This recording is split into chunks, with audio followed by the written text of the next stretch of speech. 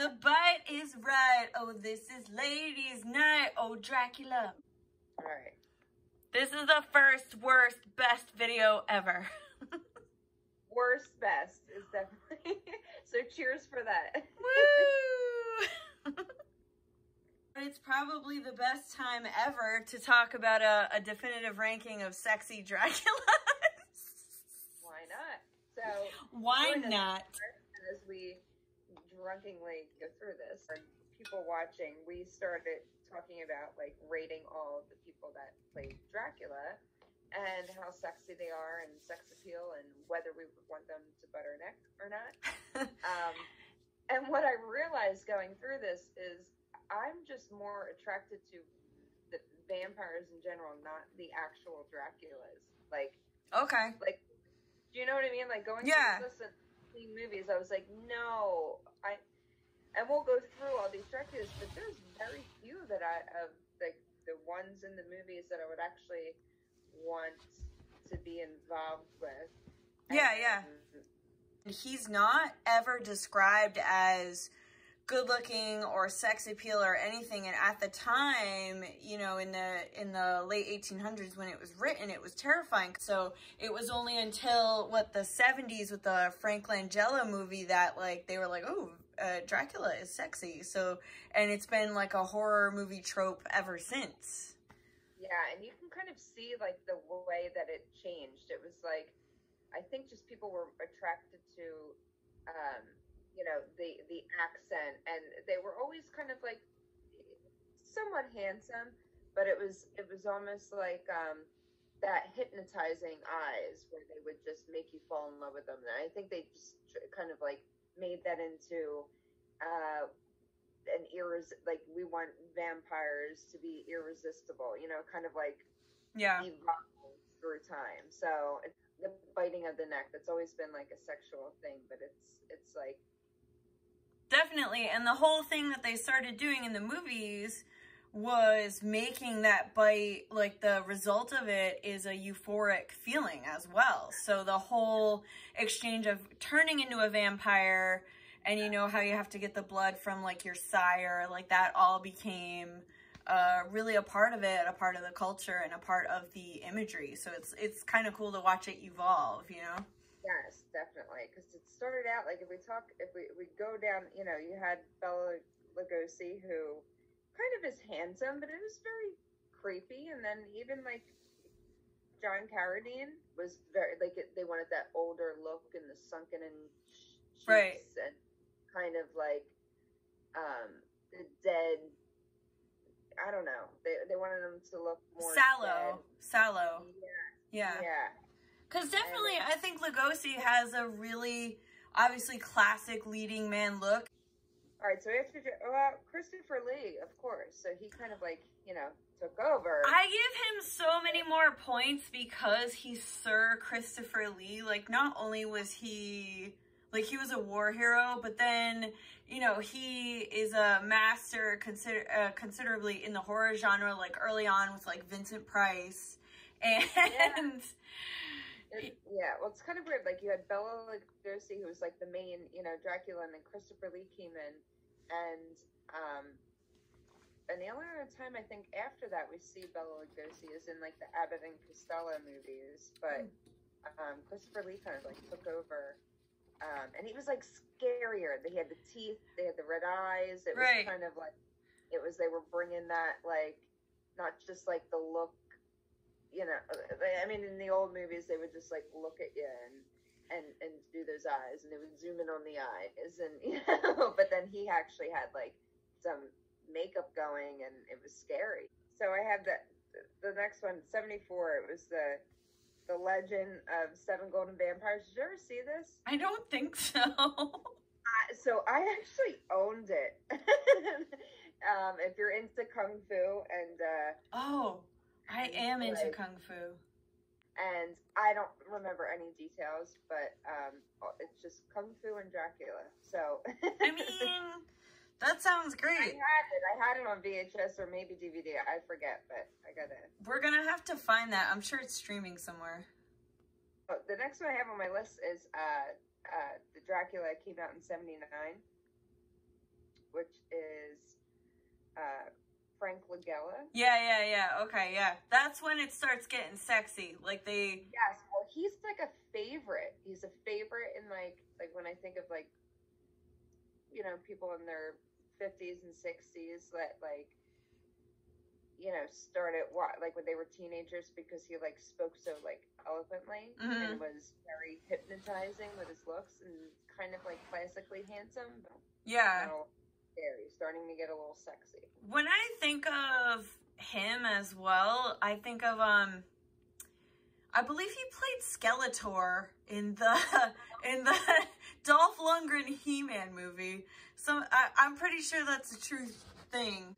Yes, I wore my vampire shirt. Stay young and fresh. Yeah, I like that. Blade Trinity, you have Wesley Snipes and Ryan Reynolds. Come on.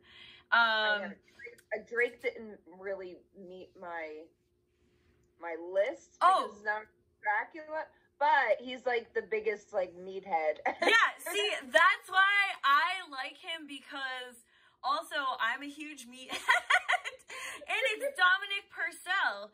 So obviously being a fan of him and other things, and you know, he has abs and like he's cut. I just skipped way ahead on the timeline. Oh my gosh, Tuesday, January 19th, our first watch party. So if you want to get out on the internet, you should get out on the internet with us. Because we'll be there. Next on my list, we got to talk about it.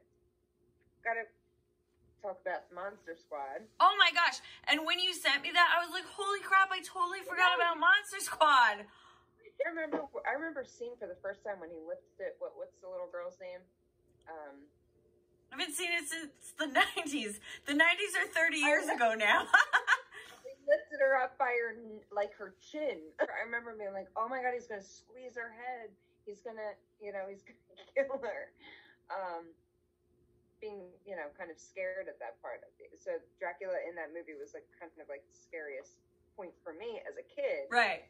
But then, you know, at this age and looking back at those pictures, you know, I kind of like perused through it. I was like, not bad. All right. No, definitely, yeah. I mean, I feel like they're all like classically handsome, you know.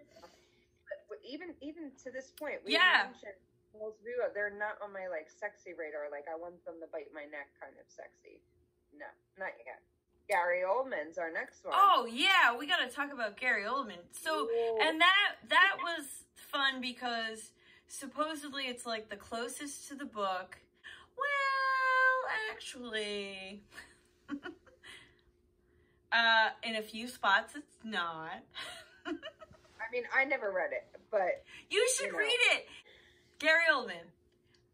Gary Oldman. So are you saying they sexied him up in the film? So they make him, I think it's, obviously Winona Ryder is Mina Harker. Once he, like, feeds, like, he's old and like, with the wig, with the bun heads, and then he feeds and he's, like, younger, sexy Gary Oldman. Having Gary Oldman as Dracula kind of, first of all, he's an incredible actor, and I give him extra points for that, because I think he's an amazing character actor, lead man, whatever you want to call him. Yeah. But yeah, having hit, like, younger Winona Ryder, you know, at that point, like, the whole thing was to seduce her and they claimed to be close to the book, when he didn't really, like, seduce her. It was just, like, fresh virgin blood, you know, like... Well, I remember seeing, like, that, I think it changed, and I think this is when, like, I probably saw this before I even saw the originals, honestly. Like, when I think about it, I don't really know what my first movie was with Dracula, but it seems like, you know, it would have been possibly this one. And it's like that moment, I remember that moment where he's about to bite, like, Winona Ryder's neck, and he doesn't, and he, like, holds himself back. And then I think they're in like a theater, and like he's asking his like the dog's there, and she comes over and pets the dog, and they're like looking at each other, and I was like, oh, he held back, you know, from biting her neck, and it's like It was that moment of, oh, Dracula's actually, like... That's sexy. where they try to get you emotionally. Oh, yeah. The moment. Okay, what do we got next? We have my man, Gerard Butler, in Dracula 2000. Yep. I agree with everything you say from here on to the end of this movie. Oh my God, Gerard Butler, what? He is just, first off, this is the first time when I was actually looking, I was just like Googling and going into it. I looked at his audition tape for it. No. If you have a moment, look at it. He's full beard, mustache, long hair. He went in looking like a homeless person off the street. Crazy.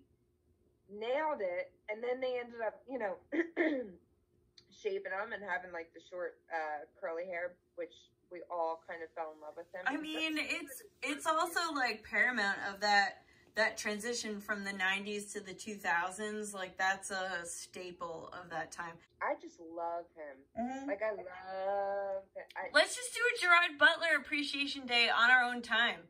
On our own time. All day long. He could bite every bit of me. But I want, like, tender nibbles. Like, tender nibbles. Yeah, but then he could totally, like, suck my blood. So, like, he could just take it off. He could just take it off. Smoking hot, and he's aging well. Bless Scotland. Bless Scotland.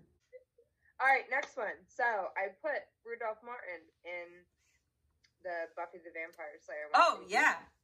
While not a film, but Buffy is such a huge cultural icon. I feel you can tick a lot of boxes with Buffy, you know?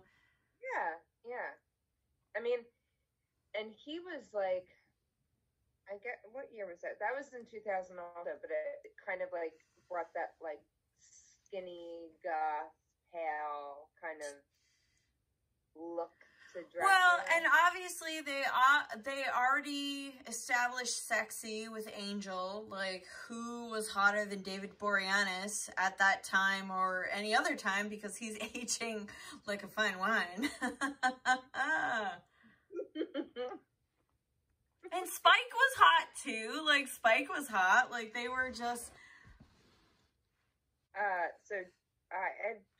the Dracula 2, The Ascension, 2003. Oh, yes. Stephen Billington, he's like really blonde.